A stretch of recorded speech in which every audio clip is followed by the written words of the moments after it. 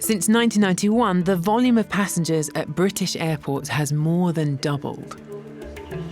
But there are still a huge number of potential passengers who have never flown for one very good reason: fear. Around 15% of the UK population is afraid of flying. Many of them so anxious that it stops them from ever boarding a plane.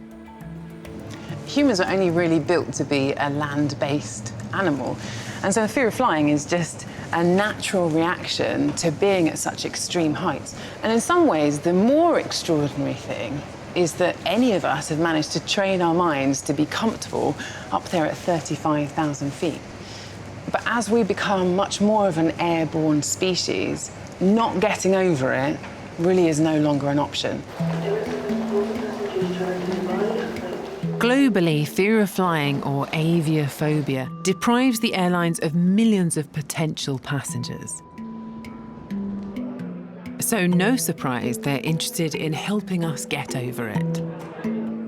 I've come to the 2-day Fearless Flight course, which, if all goes to plan, will culminate with these phobics taking a flight.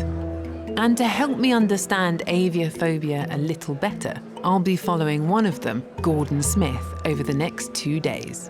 When was the last time you got on a plane then? Probably about 10 years ago. So what is it in particular that worries you when you're in the air? I think it's the lack of control.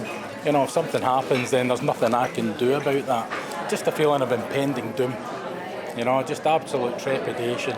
All my family went on holiday together last year. I had to miss out on that, so I thought I better do something about it. I haven't even told my wife that I'm here. Oh, really? No, she doesn't know? No clue that I'm here. So that if I don't go through with it, you know, she won't be booking a holiday tomorrow night or anything. So for the session this afternoon and for the flight tomorrow, both Gordon and I were going to be wearing these heart rate monitors. Now, how quickly your heart beats can be used as a measure of your anxiety levels. And the idea is that we're going to try to get to the bottom of what is causing Gordon's fear of flying. Please welcome to the stage Captain Pete West. If you're a bit anxious, even the sound of a soft chime may be alarming, or even several in rapid succession. To help the phobics overcome their fear, a pilot first explains those mysterious in-flight noises. I think this next sound sounds rather like a dog barking underneath the floor. Has anybody heard that and thought, you're carrying a dog at the cargo hold, or even a man with a saw? Who wants to ask their first question? Who's got the first question here? What safety do you have in place if the wheels fail to drop? What other bad weather can affect flying, like wind and rain? What if anything happened to the pilots? In my mind, a Canada Goose has just flown into the left engine. Yeah. It's all burst into flames. Just hearing people talk about flying has almost doubled Gordon's normal heart rate.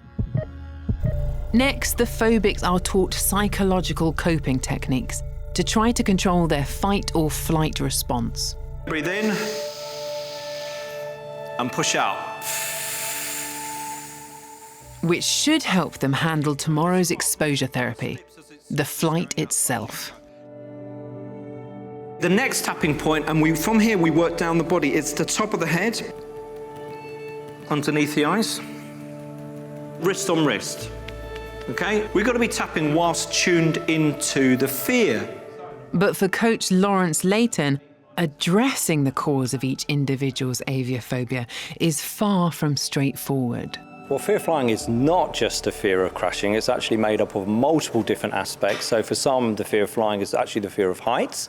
For some people, it's the fear of enclosed spaces or claustrophobia. And for some, and a lot of them, it's the fear of being out of control. The triggers, and there are multiple triggers, could be different in every single person.